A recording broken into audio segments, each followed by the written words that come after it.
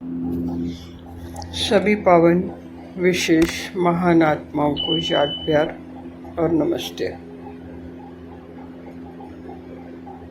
आज अमृत वेले से शिव भगवान द्वारा संचालित पाठशाला से ज्ञान रत्नों को बांटा जा रहा है। ब्राह्मण तो सभी बन गए, सभी ने अपने नाम के आगे लिखा ब्रह्मा कुमार और ब्रह्मा कुमारी। इससे ये तो साबित हो गया कि कुमार कुमारियां ब्राह्मण बन गए। शूद्र से अभी तक ब्राह्मण बनने की यात्रा पूरी हुई। तो ब्राह्मण से विष्णु बनने के लिए उसके बीच में जो एक रस्म होती है, जो अक्सर आप इस संसार में देखते हो कि जनेऊ पहनाया जाता है, यज्ञ होता है, छोटा सा एक रिचुअल होता है जिसमें बच्चे को 3 सूत्रीय धागा पहनाते हैं। जो ब्राह्मण बने होते हैं, ऊंची चोटी वाले ब्राह्मण, जो आप सबने अपने नाम के साथ लिखा है, जोड़ा है और दिखते भी हो, तो ये रस्म घर में बैठकर कराई जाती है। आश्रमों में, जंगलों में, संन्यास में बाहर की रस्म नहीं है, ये घर की रस्म है। तो संगम युग पर बाबा कहते हैं कि शिवालय है, ये घर का घर भी है, पाठशाला भी है।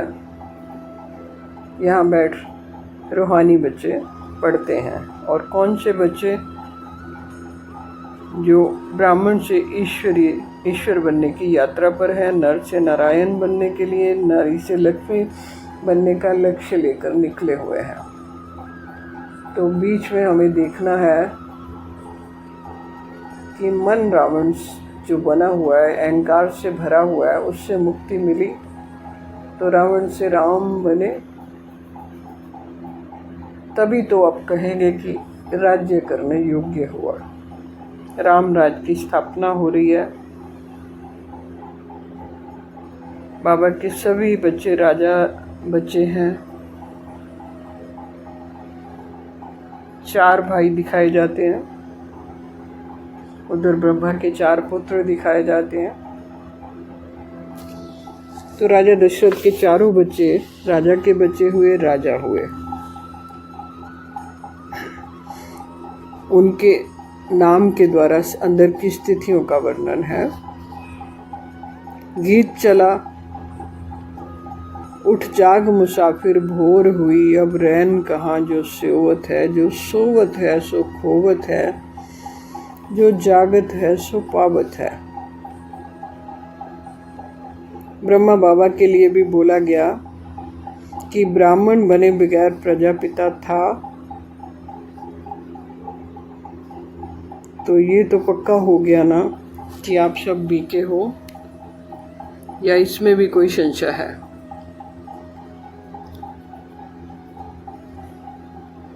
अब स्वयं को पहचानना है कि चोटी वाले ब्राह्मण हो या साधारण ब्राह्मण हो। ब्राह्मण की पूरे कल्प में, पूरे संसार में बहुत महिमा है। छोटे से छोटा, अच्छा बुरा, सब संस्कार ब्राह्मण से करवाया जाता है। जीवन का कार्य हो, शादी का कार्य हो, मृत्यु का संस्कार हो, सब ब्राह्मण से ही करवाया जाता है। तो अभी जानते हैं कि 3 सूत्रीय धागा किसको कहते हैं, कैसे पहनना है और किसने पहनना है। सबसे महत्वपूर्ण बात है किसने पहनना है। सीधे हाथ की कलाई पे बांधा जाता है, और सीधे कंधे से लेकर उल्टी साइड की कमर पे लटकाया देखते हैं। ये 3 सूत नहीं है, ये त्रिकाल का संकल्प है। ये ऐसे हो गया कि जैसे आप ये कह रहे हैं कि मैंने ब्रह्मा विष्णु महेश की तीनों शक्तियों को जान लिया, मान लिया, धारण कर लिया, पहन लिया। आत्मा का ब्रह्म से पुनः संबंध स्थापित हो जाता है। ये जनेऊ नहीं, ये आत्मा का जागरण है, ये संकल्प है, ये सत्य, शुद्धता और संकल्प का आभूषण है। आप देखते हैं कि ब्राह्मण इस आभूषण को कितना संभाल के रखते हैं।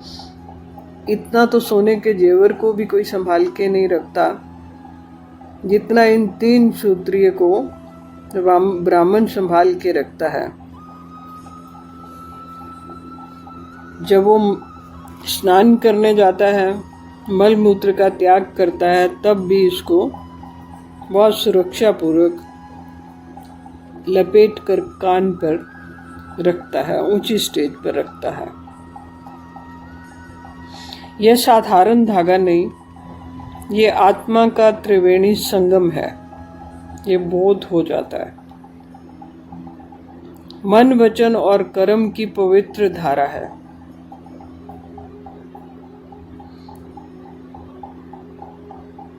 ये पिता के हाथों ये जनेऊ नहीं पहनाया जाता, ये आत्मा के कंधों पर जिम्मेदारी टिकी है। ये जिम्मेदारी का बोध है। यज्ञ की अग्नि में बालक नहीं तपता, उसमें जन्म लेता है भविष्य का ऋषि। बाबा आप सब में भविष्य के ऋषि को देख रहे हैं, और ये छोटी उम्र में रस्म कराई जाती है क्योंकि छोटी उम्र की सारी बातें बुद्धि पर छप जाती हैं, बुद्धि को याद रहता है। पहले छोटी उम्र में विवाह होते थे तो बुद्धि एक दूसरे में ही फंसी रहती थी, इधर उधर भटकती नहीं थी। 3 सूत्रों से बंधी आत्मा ब्रह्मचर्य की प्रतिमा बनती है।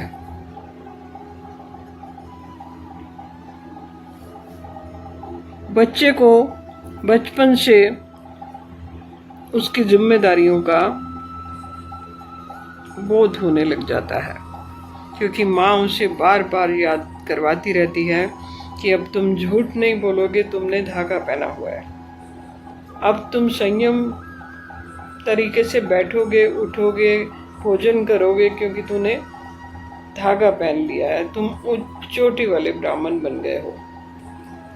तो बालक किस माँ की इस बात को अपने हृदय रूपी किताब में लिखता रहता है, क्योंकि माँ की बात जो होती है वो पत्थर के मील की तरह होती है, वो छप जाती है। ये 3 सूत्रीय धागा ब्राह्मण बनने की पहली सीढ़ी है, पहली पहचान है, ये बैच है। लक्ष्मी नारायण का बैच बाद में लगना था, पहले ये वाला बैच लगना था। बाबा कहते हैं कोई बात नहीं, उल्टा हो गया, आप सुलटा कर लो। कोई बात नहीं, विस्तार हो गया, आप सार में ले आओ। खुली छूट दे रखी है बाबा ने। ये जनेऊ नहीं, आत्मा की यादगार की डोरी है। तुम संग बांधी प्रीत की डोरी यादगार है। जैसे आप हाथ पे धागा बांधते हो, कोई शगुन व्यवहार करना है, तो आपको बार बार याद आता रहता है कि हमारे घर में कोई एक हवन हो रहा है, यज्ञ हो रहा है, या शादी ब्याह है। संस्कार की इस लौ में, इस रोशनी में आत्मा फिर से आत्मा बनती है, जागती है। अभी सोई हुई थी, कुंभकर्णी नींद में सोई हुई थी, फिर वो जगती है। ये कोई साधारण धागा नहीं है, ये ब्रह्मा विष्णु महेश की याद करवाता है। ये आत्मा को त्रिगुणों से ऊपर उठाने वाला दिव्य स्मृति सूत्र है। सूत्र है, विधि है, इशारा है कि अब तू केवल देह का बालक नहीं रहा, तो अब शिव की संतान है, ये याद रखना है। ब्रह्मा की संतान कब तक था? जब तक ब्राह्मण था, बड़ी मां की संतान था। अब यात्रा अगली शुरू हुई है, अब सेकंड पड़ाव है, सेकंड सीढ़ी है। स्टेप बाय स्टेप याद करवाया जाता है। उस बालक को, उस ब्राह्मण बने बच्चे को, ऊंची चोटी वाले बच्चे को माँ याद करवाती है कि यह तेरे संकल्पों का शुद्धिकरण हुआ है। अब तुम्हारे विचार श्रेष्ठ से श्रेष्ठ होने चाहिए।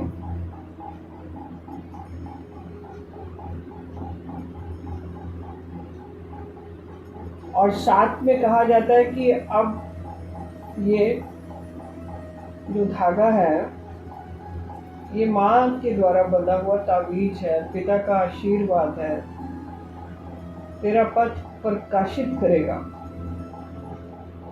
ये माँ की आंखों से निकला प्रेम अब तेरा कवच है।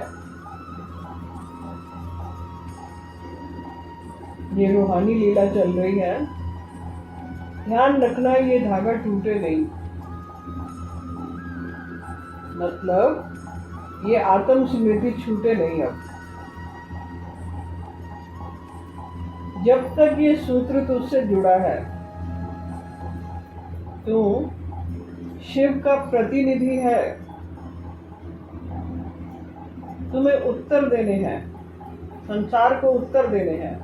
महाभारत के अंत में कौन बचा था? सब तरफ विधवाएं थी, रोते कलपते बच्चे थे जो अवशेष ढूंढ रहे थे अपने रिश्तेदारों के, अपने पिता के, अपने चाचा ताऊ के, और युद्ध के मैदान में चिल्ला रहे थे, दुखी थे। तो भगवान शिव कहते हैं, ब्रह्मा माँ बता रही है कि तुम्हें शिव का प्रतिनिधित्व करना है। आपकी वाणी शुद्ध होनी चाहिए। आप चलो, आपके पग पवित्र हो। आपको जागरूक होकर अब आचरण करना है।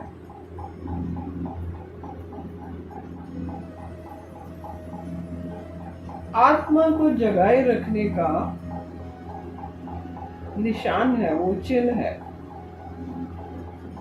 ये 3 सूत्र जिन्हें यज्ञोपवीत कहते हैं, केवल धागे नहीं, ये आत्मा के 3 स्तरों का प्रतीक है। आत्मा की त्रिविध डोरी है।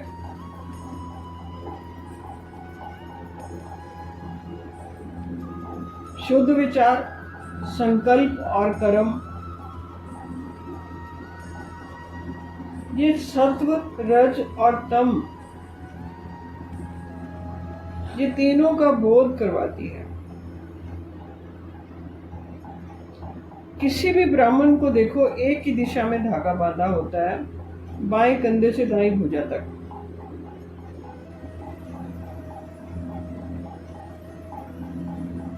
ये दर्शाता है कि हृदय भावना से कर्म करना है।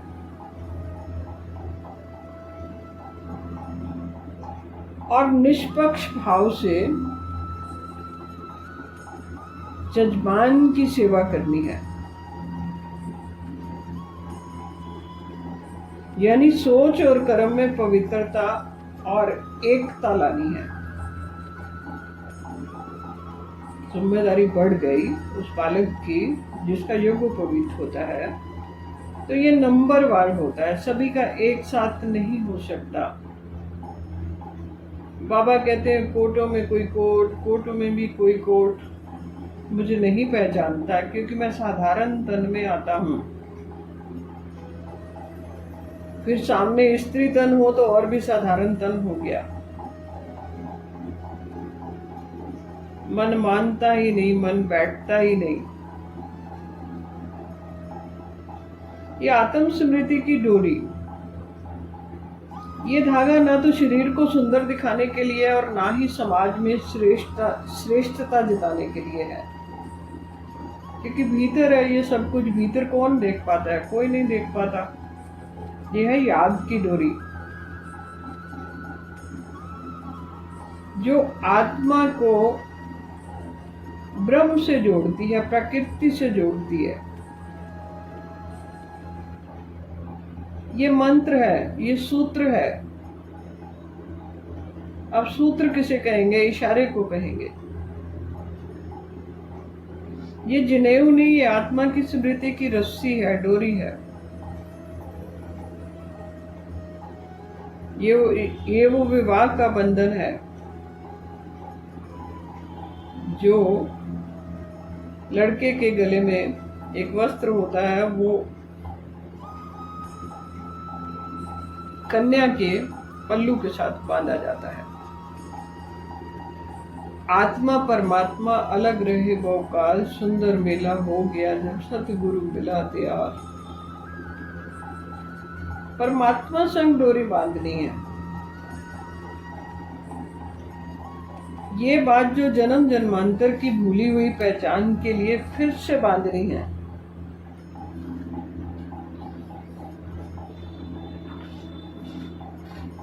तीन सूत्रीय धागा, तीन सूत, तीन डोरी।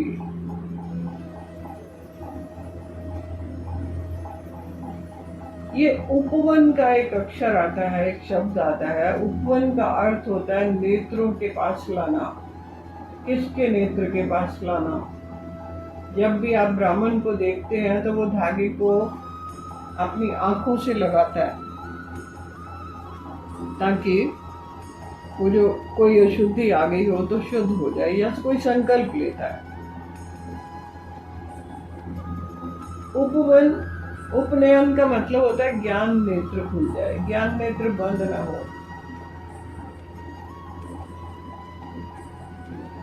ये संस्कार का सार यही है। आप मंदिर के सामने से गुजरते हो, मंदिर की सीढ़ी को हाथ लगाते हो, और वही हाथ आप हृदय पे लगाते हो, वही हाथ आप माथे पे लगाते हो,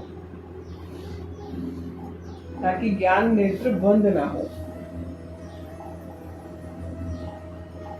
उस बच्चे को ये बताया जाता है कि अब तू आंखों से संसार नहीं देखेगा।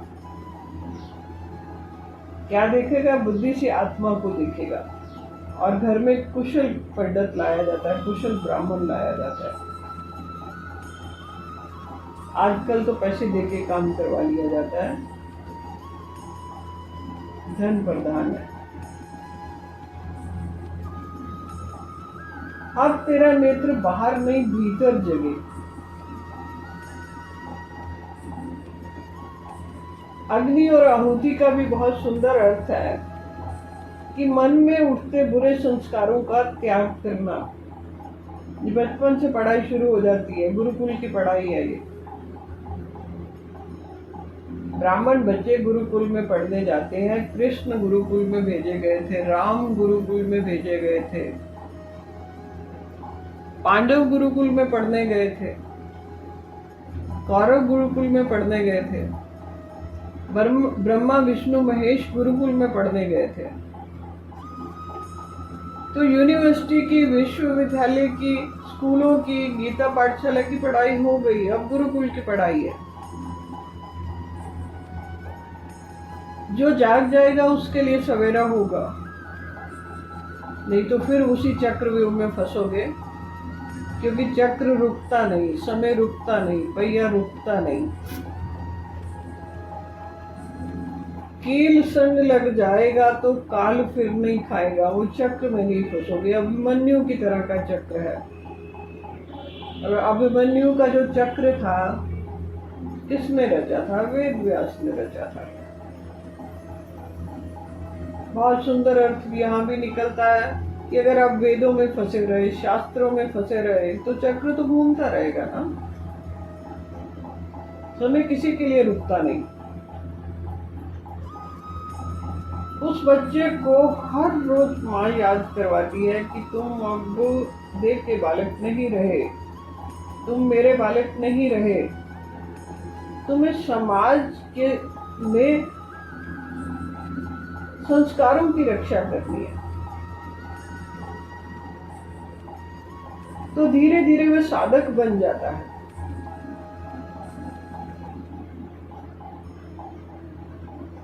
और जैसे वो युवा होता है, गुरुकुल की पढ़ाई पूरी होती है, तो एक पूरी तरह का वो ऋषि तैयार हो जाता है। और ऋषि तैयार होकर समाज में जाता है, वो एक पवित्र घोषणा करता है। उसके माथे का चिन्ह, उसके गर्दन का चिन्ह, उसके धागों का चिन्ह, ये घोषणा करता है। ये सूक्ष्म घोषणा है। उसके वस्त्र, उसका धोती पहनना, ये सभी तो नहीं कर पाते ना कि मैं अब देह नहीं, मैं अब आत्मा हूं। लोग ब्राह्मण पे विश्वास करते, बिना किसी आधार कार्ड के उसको घर में आने देते। आम आदमी से, सेल्समैन से सबसे आधार कार्ड मांगा जाता है, सब्जी वाले तक को अंदर नहीं आने दिया जाता। पर ब्राह्मण पर पूरा विश्वास होता है। ब्राह्मण कहता है कि मैं अब परिवार का नहीं, परमात्मा का पुत्र हूँ, शिव संतान हूँ। मेरा हर विचार, मेरा हर शब्द, मेरा हर कर्म अब प्रकृति के लिए होगा। मैं मां को समर्पित हूँ, ब्रह्म की ओर होगा।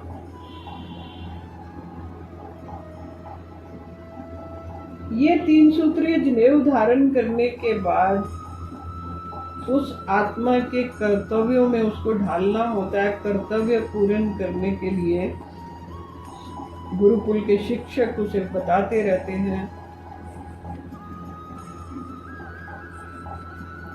उसे पक्का करते हैं कि तुम्हारी जिम्मेदारी अब बहुत बढ़ गई है। तुम्हारे कंधों पर पूरे समाज की जिम्मेदारी है, गांव की जिम्मेदारी है, राज्य की जिम्मेदारी है। जब राम का नामकरण हुआ था तो रावण को बुलाया गया था। रावण ने नामकरण किया था। जब पुल बनना था तो रावण को बुलाया गया था, तो रावण ने वहां पे आशीर्वाद विजयी होने का दिया था। तो इस ब्राह्मण बच्चे को याद करवाते रहते हैं कि तूने ब्रह्म से संबंध जोड़ा है और जीवन के श्रेष्ठ कर्तव्यों की प्रतिज्ञा ली है। हर सुबह, हर संध्या तुमने अपने वास्तविक स्वरूप की याद में रहना है, आरती वंदन करना है। मैं आत्मा ब्रह्मपुत्र हूँ। यह तेरी पहली पाठशाला है, ये सिमरनी बन जाए। तो आप देखते हैं कि ब्राह्मण सुबह शाम, उसको कंडीशन है कि वो आरती पूजन जरूर करेगा।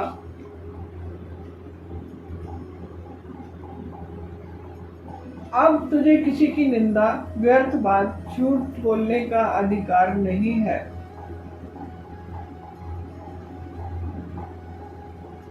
जब आप चोटी वाले ब्राह्मण बन जाते हो तो उन्हें कहा जाता है तेरे हाथ में अब वेद की शिक्षाएं और सेवा में लगेंगे, किसी के अपकार, हिंसा या छल में नहीं। जो करेगा वो साक्षी भाव से कर, क्योंकि तू अब तो ब्रह्मचारी है, भोगी नहीं है। माता पिता गुरु की सेवा सिखाई जाती है। जिन्होंने तुझे शरीर, ये संस्कार और ये ज्ञान दिया, उनकी सेवा तेरा पहला धर्म है।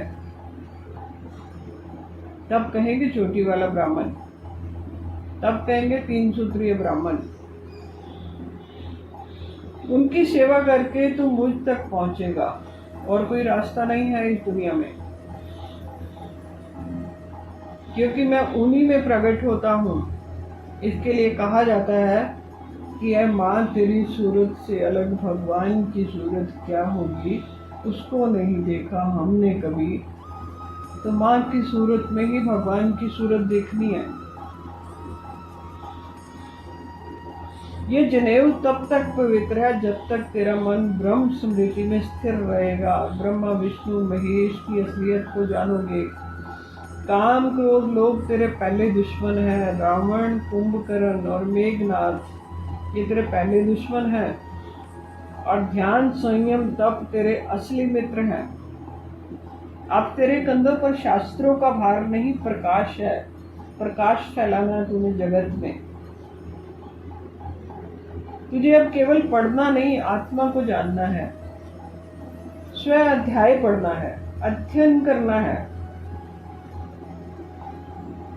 ये 3 सूत्रीय धागा तुझसे एक ही बात कहता है, एक ही इशारा देता है कि ब्रह्मचारी बन, ब्रह्मचारी रह और ब्रह्म को पा।